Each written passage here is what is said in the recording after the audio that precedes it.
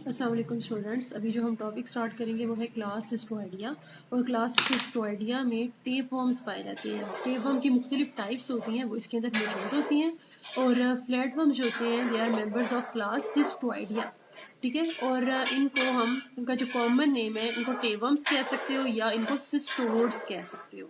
ठीक है। इनकी 3500 स्पीशीज इस दुनिया में मौजूद हैं जो कि एंडो पैरासाइट्स है, यानी कि वो वर्टिब्रेट्स के डाइजेस्टिव सिस्टम के अंदर पैरासाइट के तौर पर रहते हैं। अगर इनका कलर देखें तो इनका कलर ज़्यादातर वाइट होता है या इसके अंदर थोड़ा बहुत येलो का शेड या ग्रे का शेड होता है। और इनकी लेंथ जो होती है वो 1 मिलीमीटर से मैक्सिमम जो है 25 मीटर तक इनकी लेंथ हो सकती है।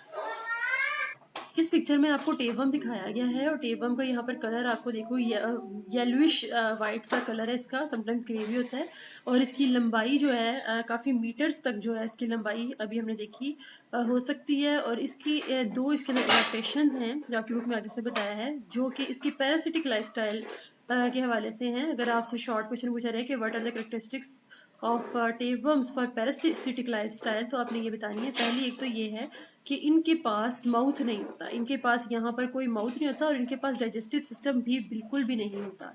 ठीक है। अगर डाइजेस्टिव सिस्टम नहीं है तो ये खाना कैसे खाते हैं, कैसे इसको डाइजेस्ट करते हैं? तो ये क्या करते हैं, ये जो फूड होता है उसको अपनी बॉडी वॉल के जरिए से एब्जॉर्ब करते हैं। ठीक है ना।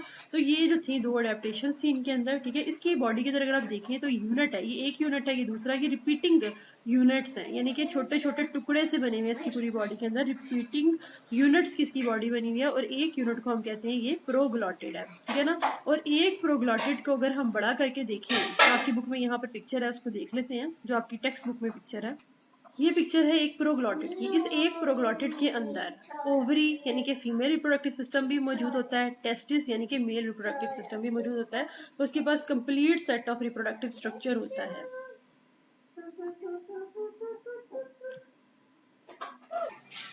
चूंकि टेपवर्म एक एंडोपैरासाइट है और जो एडल्ट टेपवर्म होता है वो इंटेस्टाइन में रहता है। और इंटेस्टाइन का जो अंदर का एनवायरनमेंट है वो बिल्कुल स्टेबल रहता है, यानी कि टेम्परेचर 37 रहता है।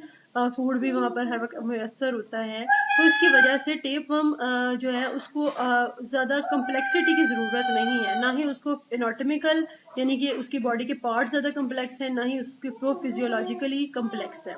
ठीक है। क्योंकि अंदर का जो इंसान के अंदर का एनवायरनमेंट, इंटेस्टाइन का एनवायरनमेंट में कोई तब्दीली नहीं आती, कोई एनवायरमेंटल वेरिएशन नहीं आती, लिहाजा इस टेपवर्म के अंदर भी कोई खास कम्प्लेक्सिटी उसकी ना फिजियोलॉजी में है ना उसके एनाटॉमी का स्ट्रक्चर में है। क्योंकि ये तो तब वो कम्प्लेक्स हो जब जो है एनवायरनमेंट में तब्दीलियां आती हैं, तो फिर वो कम्प्लेक्स एनिमल होता है। इस वजह से टेपवर्म जो होता है वो होम्योस्टेसिस में रहता है। और होम्योस्टेसिस वो कौन मेंटेन करता है कि जो होस्ट होता है ना उसका, वो होस्ट की बॉडी इंटरनली जो होती है वो स्टेबल एनवायरनमेंट होता है, होम्योस्टेसिस होता है। तो इस वजह से ये भी होम्योस्टेसिस जो है इसको मेंटेन नहीं करना पड़ता, ये इंटरनल एनवायरनमेंट जो है उसमें होम्योस्टेसिस होता है। अब इस तरह के स्पेशलाइज्ड एनवायरनमेंट में रहने के लिए टेपवर्म्स जो होते हैं उनकी बॉडी पार्ट्स वक्त के साथ साथ कम होते जा रहे हैं। जो बॉडी पार्ट्स इंसेस्ट्रल टर्बिलेरियंस में मौजूद थे वो आजकल के टर्बिलेरियंस के अंदर लॉस्ट हो चुके हैं। इसकी वजह ये है कि अब उनके अंदर जो कम्प्लेक्सिटी है वो कम हो गई है। और ये एक एग्जांपल है कि एवोल्यूशन हमेशा कम्प्लेक्स सिटी की तरफ नहीं जाती, यानी कि सिंपल से कम्प्लेक्स ऑर्गेनिज्म नहीं बनाती, बल्कि समटाइम्स कम्प्लेक्सिटी जो है वो रिड्यूस भी हो जाती है। तो लॉस ऑफ जो है specialization, specialized structures in tapeworm is an example of reduced complexity, and it leads to simple organisms throughout evolution. ठीक है। उसके बाद नेक्स्ट हमारे पास है जी सब क्लास सिस्टोडारिया।